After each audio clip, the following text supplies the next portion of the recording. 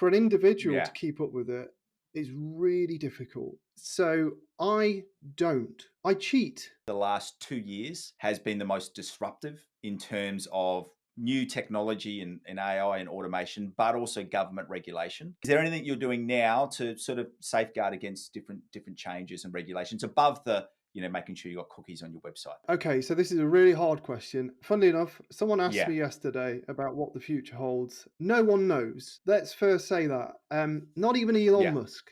No one knows. So if you're looking beyond 5 years, no one's got a clue, really. Anything No. could happen. From a mindset perspective and just a psychological drain, I would try and avoid thinking too far ahead because it's going to send you loopy. When AI Yeah. first started coming out a couple of years ago, all I was thinking, I was consumed by thinking about, oh, what's going to happen in 5 years? What's going to happen in 10 years? And it just consumes you. So you got to live in the moment and, think ahead, but try and keep it to a year or two in this Yeah. environment. So what can we do? Well, the problem is AI isn't good enough yet to replace us. If it's good enough to replace you, you need to get better. So I'm happy for you to go down either the path of different recommendations or things you're putting in your own agency, or if you want to be really brave and stand out on a limb with some things that you think will be coming in, what the future of our industry looks like. Yeah. we use it for basic automations like helping us improve ad copy and that sort of thing. Yeah. Some language models for writing landing page copy or suggesting new headlines, even to analyze negatives. Typically, these automations and tools are not very good with numbers, so we don't rely on it for any analysis currently of the data because you've then got to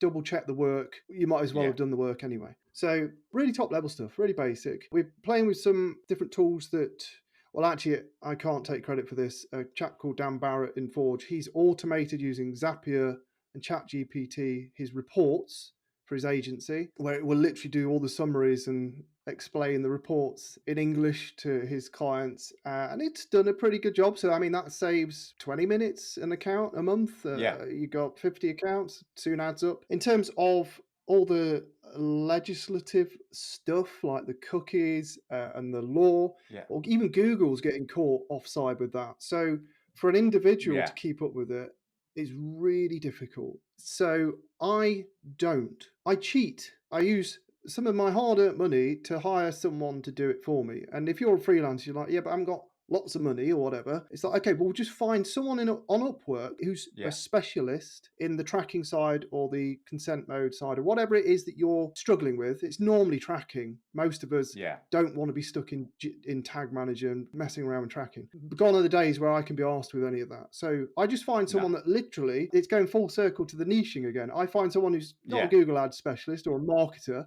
I find someone that specifically calls out that they're really good with Tag Manager or tracking. I'm like, okay, speak to that Yeah. person. Hire them for a few hours a week or as a one-off that you need to fix a few things for you. So offload it, get it out of there Yeah.